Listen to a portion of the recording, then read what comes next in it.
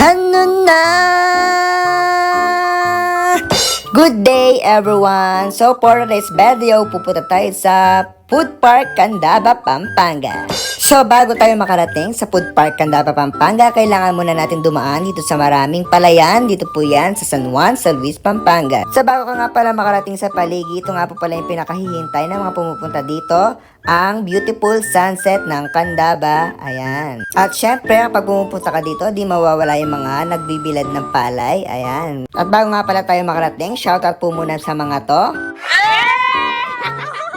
At ayun na nga, nandito na nga po pala kami sa Paligi, Candaba, Pampanga. Ayan, nagpark lang po kami at lalakaran lang po namin ang food park. Bago nga po pala kami maglakad-lakad, pupunta muna po kami dito sa Our Lady of Merced na matatagpuan lang din po yan dito sa Paligi, Candaba, Pampanga. At kung gusto mo nga po palang mag-relapse at dito mo isipin kung mahal ka pa niya, charing, dito nga po pala pumunta sa tabi ng Our Lady of Merced. Yan. At bago nga po pala kami maglakad-lakad, hindi mawawala ang 0.5 with Sunkiss dyan. O, ikot, 360. Yan. At bago ulit, susulitin po namin ang Sunkiss dito at ang sunset dahil mamaya wala na yan. At laging tandaan, walang rewind sa buhay, piligin laging maging masaya. At ayun na nga, maglalakad-lakad na kami dito sa pagkahaba-habang food park na ito dito sa Paligi, Candaba, Pampanga.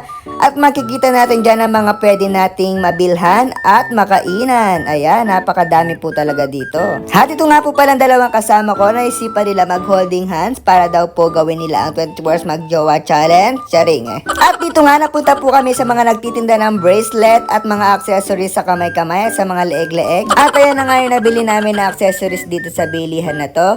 At ayan, napakaganda. Parang itong mga kasama ko, napakaganda. Charot. At dito, naglalakad pa rin kami dahil naghahanap kami na mas masarap na makakainan dito. Wala po kaming mapili dahil napakahaba nga po pala ng food park dito. At ayan, binilisan na po namin dito. At pinagtitinginan kami ng mga tao. At dito nga, may nakita kaming yakitako ni TJ's. O, TJ's, no, nako. At ayun na nga, tinake over po ni Pretty Sabrina ang aking mini vlog. Ayan, piling bulag daw po siya dito para maawa po sa kanya yung mga bumibili dito. Charing. At sa oras na ito, parami ng parami ang mga tao dito dahil malapit ng dumilim. At eto nga po pala yung mga halaga ko, kasama ko, binibidyoan ko sila dyan. Dahil akala ni Rice naka-drone kami pero naka 0.5 lang po kami dyan. At dito nga hinarang kami ni Kuya dahil pinipilit niya kami bumili sa masasarap daw niyang mga mani at mga balitog at iba pa. Pero iniwan namin pa rin si Kuya dyan dahil lahat naman iniiwan, diba? At shoutout nga po pala sa mga batang ito, napakasipag naman. At dito is nangangamoy na talaga yung mga linuluto ng mga bawat tindahan dito. At napahinto kami dito dahil sabi ni Pretty at Sabrina may nakita daw po siyang gwapo na nagtitinda ng lemon. At shoutout nga po pala kay Kuya na nagbenta sa amin ng lemon. Hayan, kinakausap ni Pretty at Sabrina yung lalaking napakapogi na nagtitinda ng lemon. Kilig na kilig pa siya dyan.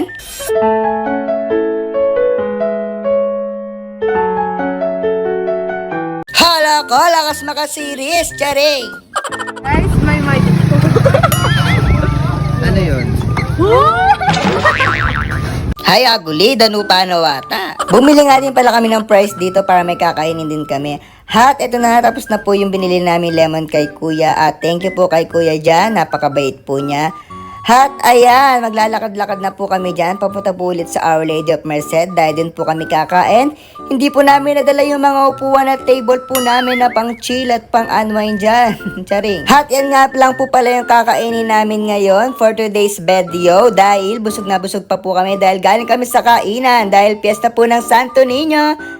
Viva Pit Senyor! Ho, burimi kanta! Charing! At dito nga po pala guys, ay siningit ko lang tong video na to dahil tapos na po kami kumain dito. Siningit ko lang dahil hindi na masasama to sa video at dahil pauwi na kami at maggagabi na. At ito na nga po pala yung katuglong ng video namin kanina na kumakain dahil magpapaalam na kami hanggang sa muli. Pagkikita!